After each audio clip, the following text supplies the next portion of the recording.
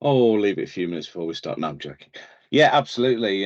Thank you, Adriana. And first off, thank you for yourself and Sarah for the opportunity and for picking me of all people to come and talk to you guys. And thank you to everybody else who, if you can make it to the end of this today, hopefully it'll add some value. So who am I? This is always an interesting conversation because it's one of those where you can go on forever or keep it short and sweet. I've been with Microsoft coming up for the 2.5 year mark.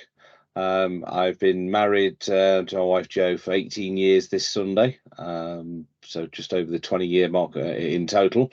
I've got two adopted boys, Kyle and George, who are both 8 and 5, and you'll probably hear them stamping through the house in the next few minutes. So I'll try and keep that disruption to a minimum, but they may pop along to say hi.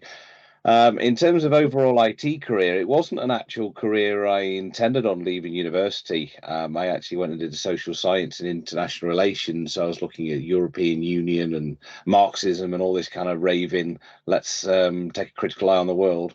And I ended up coming home, getting married, taking a variety of different jobs before I literally fell flat on my face through to the interview for a junior PM back in 2007. So that was always a good impression, standing upright and then literally being face forward on the carpet. So the only thing broken was my pride. So during that time, I have been across many different sectors within technology, different roles from service, project, architect, across different sectors. So I've been in universities, I've worked in banking and finance, and spent a lot of time in education, retail, and logistics as well. So and obviously a few more sectors to add to the bow since I've joined Microsoft. So spending a lot more time in the government and nuclear sector. This is always an interesting one about what your local team is, what your sport is. My team for my sins are Derby County, my local soccer or football team, as we call them in the UK. We're now well. I'm grateful we've survived as a team because a year ago we were close to being bankrupt, and Wayne Rooney was our manager. Some of you may or may not know he's now in charge of DC United, taking them to similar lows. And I also enjoy field sports as well. So that's target, clay pigeon shooting, archery, that kind of stuff. So that's me very quickly. Um, is there anything else you wanted me to add at this point, or are people still awake after that lengthy intro? No, that's awesome. Thank you very much for that. But yeah, I guess that then the question is, and actually just drop a message in the chat just for everybody awareness. You know that this is supposed to be as interactive as possible. So Mhm. please, like, raise your hand anytime you want to comment or ask anything, or use the chat if you don't want to, unmute yourself. But I guess the question now is, like, leaving aside, the purely professional stuff, who is John Morley? All right. So there's me, myself, and I. There's not three Yes. Johns like there is on the screen here. Just the background behind them is one is my professional photo from a few years ago, where I'm a lot slimmer and a lot younger. One was a caricature at a conference, which I like to roll out, and the other one was a friend of mine who's been playing with AI, who created sort of a hybrid of the two. So no, I'm not. I don't have a Jekyll and Hyde syndrome. But my first exposure to mental health, really, for me was I kind of touched on it briefly when I'd left university, and you go to uni thinking you could really take on the world, and I've been in various roles and so on, but couldn't find any work in terms of what I set out to do. So I went through probably 2 or 3 years of, I don't call them dead end jobs, but I got loads of different experience. But the average shelf life and the running joke in my career at that point in time is you have a new job every 6 weeks, which was not quite true. The tenure was probably more like 3 to 6 months, but those were contributory factors which really ended up knocking me on my backside for the first time. In terms of becoming depressed and so on. And that's where my first foray into the world of the mental health treatment, if you like, came to its fore, where I took up the likes of CBT or cognitive behavioral therapy. There's counselling, and I'll touch on a little bit of those in a while. But I've had exposure to all kinds of different frameworks and techniques and so on, and I'll get into them in a moment. But the latest bout for me, despite how you never truly escape your mental health. You can have good mental health, or you can be in the dumps, if you like. And one of the things that's important to me is as blokes, men, we're pretty rubbish about talking about mental health. And I've seen at least 6 friends and colleagues who were in their 30s over the last 5 or 10 years.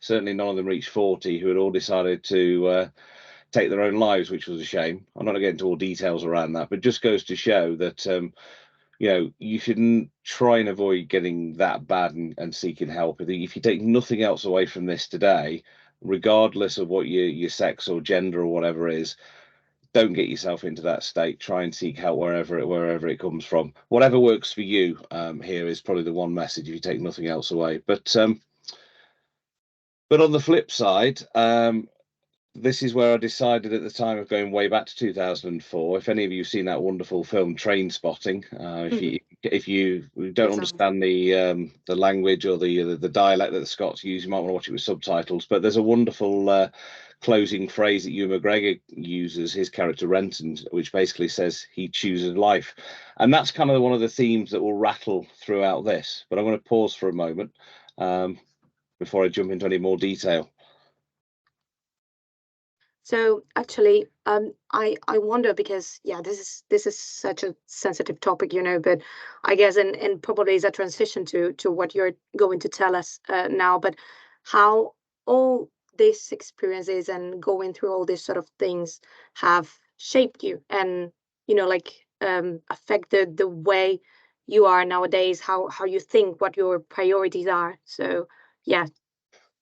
Great question. I think it's been a trial by fire journey. To sum it up, you just keep getting knocked off the horse, or whatever the euphemism you want to use, and you keep climbing back on. It's a journey. It's certainly not a sprint. I mean, given my size, I don't enjoy sprinting anyway. But the point is, it's letting go of what you can and can't control, and sometimes even I still find that a challenge to today. So I guess prioritization is making sure up here is relatively sound as best it can be. Is probably the first priority, because if I can't look after myself, then I can't be a father, I can't be a husband, I can't be a colleague, and all the rest of it. So the biggest thing I've learned is, and this is why I continue to this day, to have a private therapist who has been through a few rounds of this with me, and some of the times we just have a chat, and other times it might be I've had a bit of a crappy time. So I think my biggest priority is making sure you're looking after number one first. That doesn't mean neglect things, but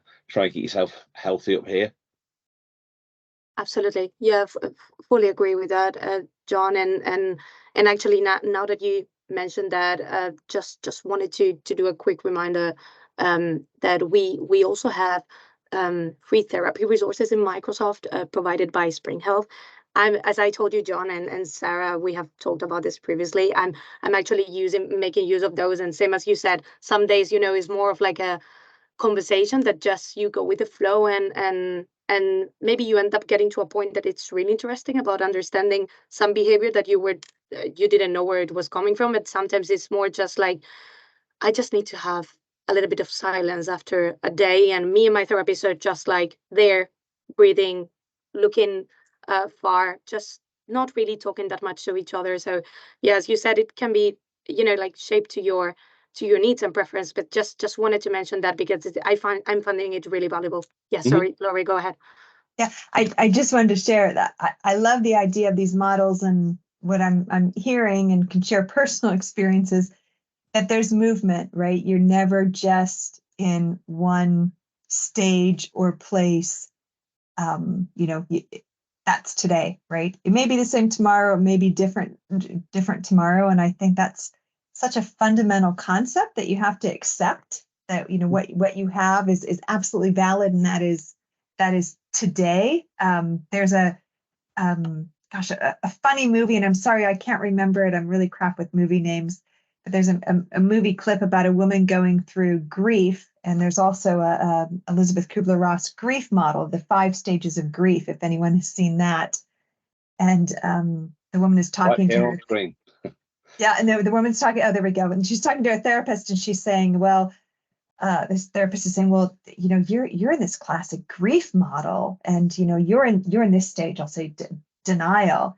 She said, "Oh, that's great. What's next?" "Well, you've got anger, and then depression." And she's thinking, "Oh my gosh, what have I got to look forward to?" But it's movement. It's movement. And to me, I think that's just such an important concept. I wish it didn't take me 55 years to figure out that where I am today isn't necessarily where I'm going to be tomorrow. So thank you. Yeah. Thank you for that, Laurie. I mean, just to bring up these points is, I've been around the block in the last 20 odd years or so of this mental health stuff, and I'm certainly not going to poo-poo any of the models on screen. Some of you may be familiar with them, not just from a mental health point of view, but the work that the likes of Kotter and Maslow and Kubler-Ross do goes into a lot of leadership management and personal training, whether you want to call it NLP or whatever. But it's funny how a lot of this will resonate, as I'll explain in a minute, on my own adoption journey and the crux of what I want to get to in a minute. But one of my biggest frustrations, which I'll share with you, and this is, again, not me criticizing it, you've got to find what works for you, is you might be familiar with the PHQs and GAD questionnaires that are there, and after a while I get a little bit fed up of filling them in, because they become more of a let's put a score on the door of how you're feeling this week. And for short-term intensive stuff, that's fine, but after a while it's kind of, well, am I just filling in somebody else's survey, and am I actually getting anything from it? I mean, I'm not absolutely destroying it at all, because it does give a benchmark and a way of tracking progress, but it feels very clinical, and it goes hand in hand with some of the other models as well. I mean, again, I'm not going to knock Kubler-Ross's model, but you can go around that change curve thousands of times. You can go back to front and upside down. That's my frustration with it, because it's very linear. And the drama triangle, you may have seen this before, of whether you jump in and think you're a rescuer, or whether you're the victim, you think the whole world's on your back, and so on. And these are great, but for me, I wasn't resonating with them when I first encountered them, and I have a look around them and I've read around them and so on. I'm very much I like to explore things a little bit more detail. But you've got to find out what works for you, and for me, there wasn't one size fits all, apart from when I was going through my adoption journey, and we actually did cover on the training courses a lot of this stuff, and that's where it resonated with a lot of my mental health journey. But before I jump into that, is there anything else that anybody wants to ask, yourself included, Adriana? Or shall I talk about I'm super interested to know, what has worked for you personally, John, because I think, as you said, Laurie, and I think you've really put it into words, John, it's that never-ending journey. And during that never-ending journey, you may have like needs that change across time, and yeah, also, as you said, John, like one size does not fit all, and not all of us may benefit from those models or the different therapy approaches that exist in the same way. And as I also shared with you, like, for example, I had a horrible experience the first time I had therapy, because it was much more of a clinical approach, as you said. And I arrived there, and instead of facing someone who would like to understand what I was particularly going through, he just started giving me like a bunch of resources that were in his mind already, and that maybe he has shared like 1,000 times before, and sending me links to breathing exercise, etc., which are helpful, but I can find them myself. Like I wanted something to complement what I can do by myself, but I couldn't find it, so I needed to change therapists to try to find something that would suit me better, and I found it. So, as you said, there's no like a single solution. It's much more complex than that, and it's not even a solution that will end the problem completely. It's a journey, and in the end, it's just life. So it's cycles, I guess. So I fully agree with your message, and I'm just interested in understanding what did particularly work for you, and how maybe others can get inspired and thinking, okay, this may be also something that could help me according to my personality. Yeah, absolutely. And this is where I wanted to bring in the parallels with not just my mental health journey, but also my adoption journey, because you'd be thinking, what's this pretty slide that John's got on the screen? One of the things I'll draw parallels with is we'd been through rounds of fertility treatment and all that kind of stuff, and it had not been successful. So that's when my wife and I, having been married for nearly 10 years at this point, we were thinking about we want to be a family. So, without going through the complete end to end of it, we were interviewed in 2014 by social workers. We went on various training courses. And funnily enough, a lot of them said, here's your hierarchy of needs of what children might need. Hang on, that's Maslow. Oh, here's a change curve, and this is what trauma that children might go through, and these are the things you've got to be aware of. And I'm thinking, hang on a minute, this is a bit like Kubler-Ross or Cotter or whatever. And so that's where it got me thinking. One of the things that helped me on my earlier mental health journey was what I call becoming an expert. That doesn't necessarily mean I'm a trained psychologist, but you learn about what works for you. And this is where a lot of it resonated with me. And one of the things that that was both a blessing and a frustration for the time we were going through the approval process is that the then Prime Minister Dave Cameron had changed the law to make it a bit quicker for us parents, because we're always told there are thousands of children that need homes and love and all the rest of it. But it turned out that in 2016, there was a case where a judge had thrown out a application order, or an adoption order, I should say. And the whole industry just ground to a halt because they suddenly thought, oh, well, if a judge has thrown it out, what does that mean? So everything suddenly went on hold. And during that time, I decided to try and double down on some of the things because I was getting depressed thinking, hang on a minute, we've put all this effort in. One of the things that always makes me smile whenever I pick up the adoption report is my social worker, and I'm paraphrasing here, says, John's an intense person. He likes to ask questions and isn't afraid to do so. So here's me going about, how does this work? How does that work? Because obviously I've drawn comparisons and it was quite therapeutic going through this interview of life. But it was only when I started to reach out to the adoption community and started to do some charity work by running workshops and facilitate events and so on. And then after about 6 months, we were approached, funnily enough, having gone around the country looking for children. Our regional authority in Derby matched us with my son Kyle. But just after he'd been placed with us, I'd learned obviously some therapeutic things around children, and this is where I would suggest you give Dan Hughes a Google at this point, because this model on screen it is wonderful because it helps me in terms of how I self-reflect, and I'll come on to that in a second. But for PACE is all about being playful, so being in the moment with the child and also with yourself. So if you're finding it, I find this has worked in difficult situations, being accepting of that behavior. So rather than thinking this kid's, driving me nuts, and I'm not going to pretend to be a great parent here and I have all the answers, because sometimes I want to do a home to Bart, but I'm not going to advocate you do that. But once you've then established rapport with the children, you can then start to be curious and empathetic about, oh, okay, it must be really hard for you today. How can I help you through that? And it's that kind of parenting that inner child that I want to talk about now. One of the first things I saw about how I could actually use this model was in response to this character here, where there was a former social worker who was talking to us as adoptive parents at this point and saying, you guys may be experts in terms of the law and what your children are entitled to and this, that and the other, but quite a lot of people who work in local authorities or hospitals or whatever have got different priorities. So you're going to run into this kind of person quite a lot. For those of you who are not familiar, it's a character called Carol Beer from Little Britain, which is probably getting on for about 20 years ago now. But there's this wonderful caricature that David Walliams does that basically just says, computer says no.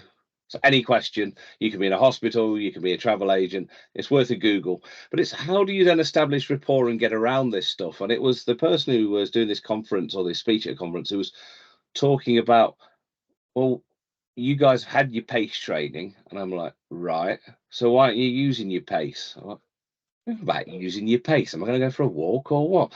But it was thinking, but when you start to think about it, this is where you can start to go onto their level. So this is where it's not quite Jedi mind tricks. These are not the droids you're looking for, but it can help in terms of building relationships with these difficult people, because you need access for treatment for your children or support or whatever it might be. And I found it works with particularly difficult people as well. And, you know, getting to know them and having a bit of a laugh and a joke where it's possible. And you take a few minutes out to build that relationship and then start to think about what can I do to help them? And it's only after doing this a few times that I realized it can help me when I'm actually having a bit of a crappy day or a bit of, I don't want to say a meltdown, but if I'm going into particularly dark places, sometimes I found the easiest thing to do is let's do the accepting bit first. Go, well, I can't help feeling shit or the cortisone or the serotonin rattling around my head. Again, this is the bit I'm still learning about what goes on with the neurotherapy and the chemicals. But point is, I try and take myself out of the situation. So it might be simple as, you know, going to make a coffee or playing a game or whatever it might be, or even watching some comedy for 5-10 minutes. Engaging that kind of inner child is really quite important because it takes you out of the moment and just helps you regroup. And it takes a lot of practice to do it in seconds and minutes, but sometimes if you need a couple of hours, you know, go and get a hobby, which is where I took up field sports. And you think they'd be absolutely loony granting me a firearm certificate, but it goes to show if you're open about your mental health issues, they're more likely to trust you with things. And that's where I try to say, well, it's not just let loose a child and start rolling on the floor and competing with my kids if they're having a breakdown. It's almost then I then challenge myself to be curious and empathetic about, well, what is triggering that for me? Sometimes I might write it down or go through one of the other models, or it might just be, you know what, I've had me stamp and a scream. I've like my children do.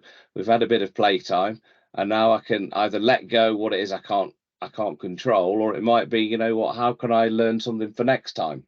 And that approach is very similar to how I try and do it with my kids as well. That's not to say I don't flip my lid when they flip the lid, because you know this is why Dan Hughes makes millions of pounds and dollars and so on worldwide selling this stuff. But I'll give you all again. The other thing I'd take away is give Dan Hughes a Google. Some of his stuff on there doesn't just relate to childhood trauma; it can really be self-reflective. So to sum it up, you know, how do I pace myself? Well, as I say, if I'm getting agitated, sad, angry, and so on, I try and if I can't be adult enough or parental enough to take myself out of the moment for a few minutes, go and do something else, and then try and self-reflect about how you can get through. Sometimes, you know, one of the things that I frustrate myself with is sometimes what's the trigger for that, and you think there sometimes isn't a trigger. You can just feel crap basically. So that's kind of where I wanted to take it in terms of my mental health journey of, you know, there is help out there. You know, please don't think that you're alone. You know, if some of you are bookworms, there's absolutely tons of stuff out there. There's a couple of bits that I recommend. I've got the attention span of a fly or a goldfish. So I'm like squirrel from the dogging up, very much like my children are. But I do enjoy you know, watching a particular series on TV, which is if you watch nothing else and you like a fish out of water story, go and watch season 2 of Ted Lasso, because that's great fun. It's not only it's about an American football coach from Kansas, I think he is, who gets a job as a UK football soccer coach. And it's not just a fish out of water. You actually see him battling his own demons, and he is really anti-mental health. So if you want to watch not just how the differences are between Britain and American, and we haven't got a clue what each other's talking about, humor alongside Jason Sudeikis' journey, that's worth a watch. And I'd also recommend Manage Your Mind, which is all for any of you fitness aficionados. That's a really good book about how you can develop thinking techniques, and takes the whole path to exercise is almost like if you're in the gym lifting weights, so it compares it to running on a treadmill. And again, if you like your models and reading plenty of stuff in there, if you just want some breathing exercise, there's some good stuff in there. And anything by Dan Hughes. And there's also another one called Brian Post, who's also worth a good look as well. So that's kind of a natural pause / end for myself. Over to you guys if you've got any final questions. It's awesome, and I actually I'm so glad that you share this PACE connection, you know, between the parenting model and and how to apply that to yourself and like discover how you're feeling through your inner child, as you said, John. So actually, and I think um I have started somehow trying to apply that to myself recently, and especially that curiosity part. And actually, Mr. Steve Green, I don't know if he's here today, but he said something the other day that I think perfectly relates to this, because he was saying, one of the things that they teach you in coaching and to understand how other people feel is asking them like, what's the real challenge for you when they tell you that they are going through a problem or that they have an issue, like what's the real challenge? And actually that's the curiosity part of that PACE model that I have been trying to train recently. Like when I'm not feeling okay, or when I wake up in the morning and I'm like, like, yeah, today I'm not 100%. And I try to just like, train that empathy and that acceptance first with myself. Like, okay, treat yourself kindly. Like, you're not going to wake up super energized every day. It's okay. Like, be kind to yourself and train that empathy with you. Like, we always try to be empathetic with others, but we rarely do it with ourselves. So we allow others to not feel okay. And we're all the time saying like, yeah, it's okay. Don't worry. Don't worry. But it's really hard to tell it to yourself. And at the same time, that curiosity, like, okay, how, like, what does this really mean? Like, where is all this coming from? What can I do to understand better? Why am I feeling like this? And what can I do to change it? And I guess that playfulness part is what I'm missing a little bit. And I really like some of the things that you said, John. Like, take a moment, just switch the task, do something that it's gonna give you like a little bit of a boost of dopamine, something that, like, allow yourself to play with stuff, and do something that, I don't know, that maybe, yeah, it's gonna make you smile for a few minutes, and that will really, I mean, that's how, and that's where neurochemistry and all that stuff enters, John. And we have also talked about it because we have read about this stuff, and Sarah, I know that book that we have talked about, Behave, speaks a lot about this sort of things, like how those dopamine moments can really change your yeah, your way of thinking, the way you're feeling. I think it's super good to bring this playfulness thing, to allow yourself to play, to feel better. So I'm just curious, if any other of the people in the call want to like unmute themselves or just type in the chat anything, or like, how do you apply these sort of things to your daily life if you do like training this empathy with yourself, like acceptance of the things that go through your mind. If you're also playful and you allow, yourself to enjoy little moments that may help you feel better, this sort of things, like, do you apply PACE in your life somehow and maybe you haven't noticed?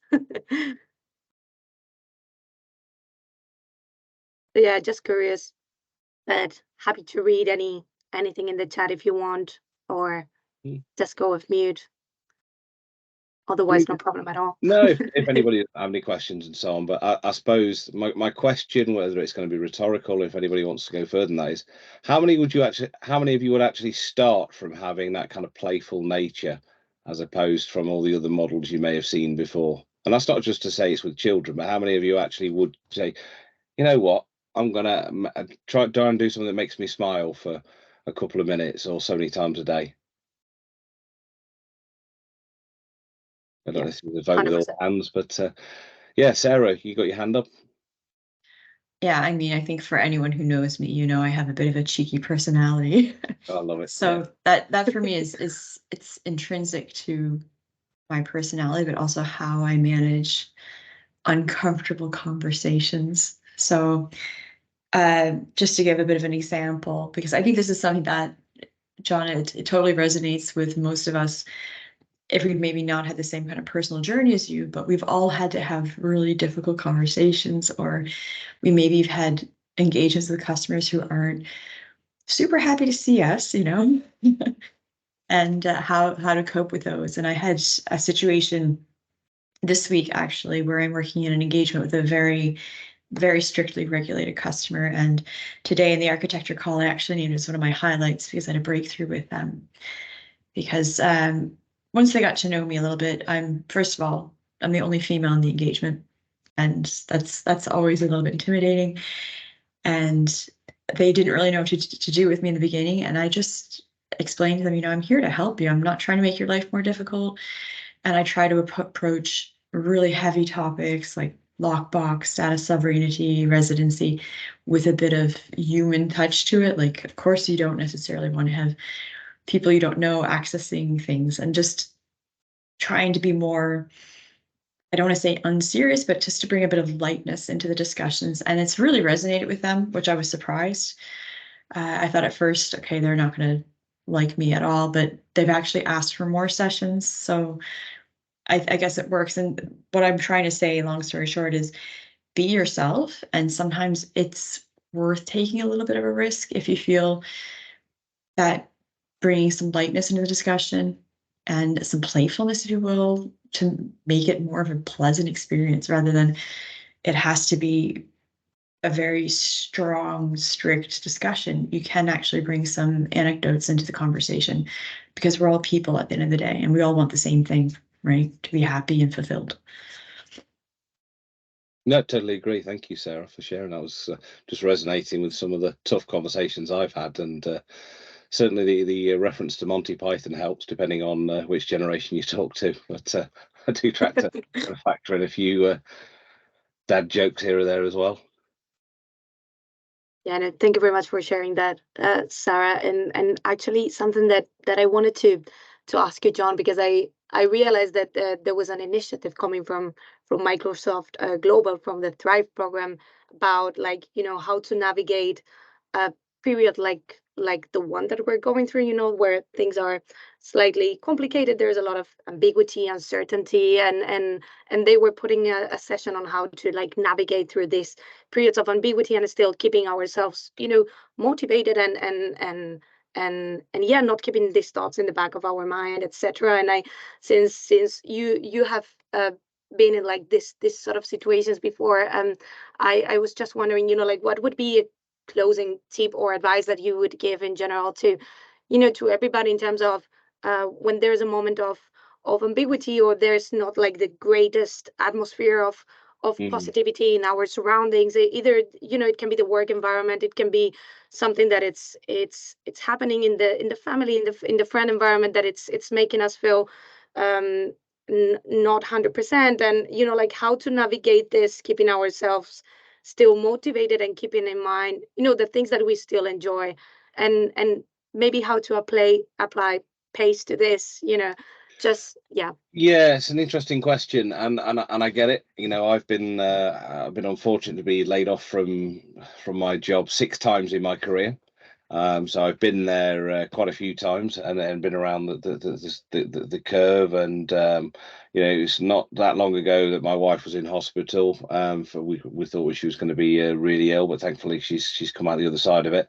So real 2 tough examples to go that I can give there. And it was hard. You certainly take for granted what the other half does when she's not around. But I think one of the things that tried to help me get through this time last year, when my wife Jo was in hospital, is just not only getting an appreciation for the work that she does, certainly with the children and so on. I got to, be a dad to the boys. So I tried to throw myself as best I could into getting them through their routine every day, keeping them focused and so on, because they're still relatively young, and obviously with the height of COVID, well, still trickling off from last year. So turn and focus on what you can focus on. And in my case, it was a case of having it thrust upon me. In terms of going through what goes on at work, it goes back to that point of what can't you control. I share the anxiety of, no doubt most of you, of the axe swinging over the last 6 months. I'm not going to sugarcoat it, but the way I look at it is I try and throw myself into my job and do things that I enjoy. I try and spend time getting to know colleagues, because it has been tough working remotely for the last 3 or 4 years. So it's nice to actually catch up now and again, and I've got not just a relationship with the webcam, but with the likes of yourselves and friends and so on. So I think it's just surround yourself with people and things that matter. and try and eliminate as much negativity as you can, because if you are around people that are just negative, or there are situations that remind you of negativity, you have a choice to be around them, or you can at least minimize it, because there are people in my family who I don't get on with, but I just keep it short and sweet and get in, get out, and keep it civil. So even if you're in a situation where you can't necessarily get out of it and just avoid it, just keep it sweet and take yourself to that plane thinking, well, I want to be in a couple of hours. I know some people who are massively into golf and so on. It means absolutely nothing to me. I can set a divot 400 yards, but I can't hit a ball. But for some people, that kind of mental break, or imagine yourself on a beach or something like that, anything you need to do to take yourself out of the moment when things are getting tough, are probably the things I'd probably suggest that you look at, whatever works for you. But you know, if you need to go and take time out and go on a holiday, great. Anything you need to do to give yourself a mental break, whether it's minutes or hours, don't underestimate the time you need to have that playfulness for yourself.